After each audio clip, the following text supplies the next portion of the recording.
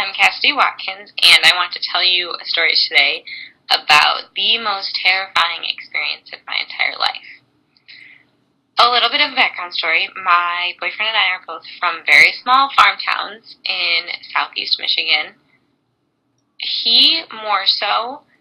The closest neighbor to his house is about 1.5 miles away, with the exception of a house next door that his family also owns.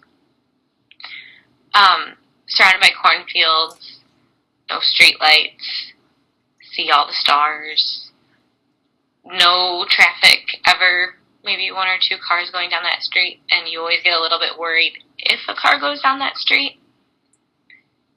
Anyway, I'm not very comfortable there. Even though I'm from a farming land, I grew up in a neighborhood, lots of kids around, lots of things to do, riding your bike at all hours, and he is, like I said, in the middle of nowhere, dirt road, huge fire pit, big barn. So when we first started dating, we would hang out there pretty often. His mom lived there with him as well as his older sister. He was in college at the time. This was 3 years ago, so he was in college at the time. And, so we were just there. And while I wasn't totally familiar nor comfortable with it, because they had been there for so long and hadn't had any incidences, and he was comfortable and I was never there alone, obviously, I was not opposed to staying there. So I stayed there on and off, for dinners, sometimes for parties, a couple times overnight for big parties and gatherings and whatnot, and again, always a lot of people around. Fast forward to about 1.5 years ago. I do believe it was cold out, maybe it was fall. Around this time, his mom, Jeanette, had moved in with her now fiance. So they were no longer living in the house, but all the stuff was there. Everything was there. She hadn't taken her clothes. She hadn't taken any of the beds. Josh was off living in Minneapolis, and his sister Angie had moved in with her boyfriend. So the house just sat there with literally everything in it, still as it was. So once in a while, if we needed to, we would stay there or we would go so Josh could exchange out clothes. He was living in Minneapolis, but he was living in a hotel. He's an IT guy, so he was in Minneapolis 5 days a week, and then they would fly him home. So he was doing a lot of back and forth.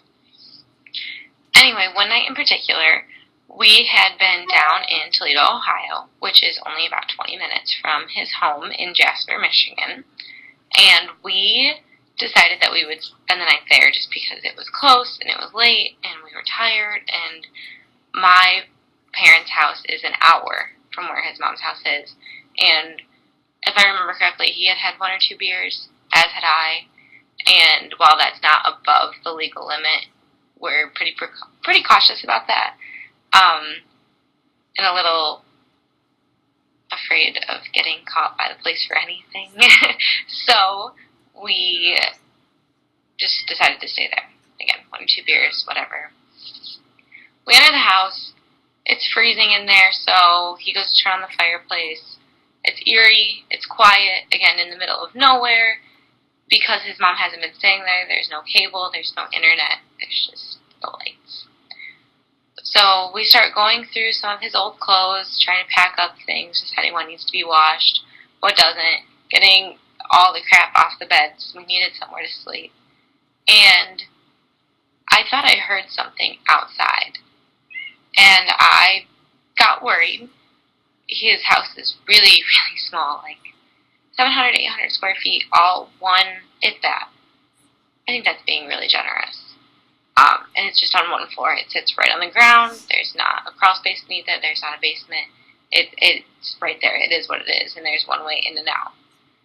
And like I said, I heard something, but just kind of brushed it off. I've always been uncomfortable there. I had heard things before, but old farmhouse in the middle of the country, figured it'd be fine. So I let it go. I became increasingly nervous and had this suspicion that I was being watched. And I couldn't shake that, and that I had never felt before. I do believe in ghosts, and I believe in supernatural occurrences, and I hadn't had one at that house, Never had. So I had no reason to suspect that it was anything to do with the other side. So my heart was pounding, and I got really shaky and really uncomfortable, and I didn't want to say anything because when you say something, it makes it real. To hear it out loud makes it a real thing. So I just let it go. Very shortly thereafter, within minutes, I looked at Josh and I could tell something was wrong. And he was kind of jolty and just kept glancing at one window in particular, which is the area that I felt like I was being watched from. We're sitting on the couch in his living room, and the dining room is attached, and in that window I see something move. I'm getting chills just talking about this. I look at Josh, our eyes meet, and it was like we had a telepathic conversation, and at the same time we said, someone's out there. He starts swearing, I start swearing, we're freaking out. He's like, we have to get the fuck out of here. Like, that's all there is to it. So we go, we hurry, we throw things in bags, we throw things in suitcases, and I have the hairs on the back of my neck are standing up. I have chills. I am shaking, and I am absolutely 110% convinced I'm about to die. I've never felt like that, and I know that seems very overdramatic, but I had no doubt in my mind that whoever was out there was vicious. We get everything. We quickly check around the house. We throw our stuff in the car, and we take off. We are flying down this dirt road, completely unsafe, completely oblivious to the fact that it's unsafe. After this occurrence happens, he calls his mom, and he says to his mom, okay, I don't know what's going on in the house, something's going on, what's happening? And he explains to her what happens. His mom said that they've been renting the rental house, and that a young boy, about the age of 17 or 18, is living there and is recently released from prison. So this kind of confirms what we thought might be true, that somebody was out there. He had just been released 4 or 5 days prior, and we hadn't been aware of that. So we leave, haven't spent the night there since. A few days later, probably a week after that occurrence, we're at lunch with Josh's mom, Jeanette, and we're recanting the story, and again, I got chills just remembering it and talking about it and feeling like I was just in peril. And Jeanette looks at me and she says, the first time I saw that kid, I was mowing the lawn, and all of a sudden I got the feeling that he was going to kill me. And my eyes flew open. I just stared at her and I was like, you didn't think to tell this to anybody? And she said that any time that she is in his presence, she feels like she's in danger, and that from the very first time that she saw him, she knew something was off.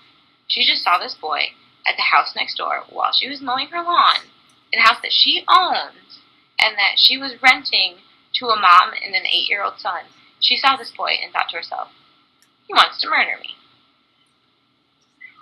So she puts her lawnmower away and she leaves. And she calls the mom in the house over that she's renting out, and she inquires about who this person is. And the mom said, oh, I'm so sorry, I should have let you know. I know it's not on our lease, but this is my other son. He was recently in lockup, and he just kind of showed up. I didn't know he was getting released. So we're not sure what he was in for. We're not sure why he was there. We're not sure that was him outside of the window. But we are sure that Josh and I both felt the same thing at the same time. We're terrified. And then his mom just went on to confirm that she had the same feeling from him just days before we did. So that is the most terrifying experience of my entire life.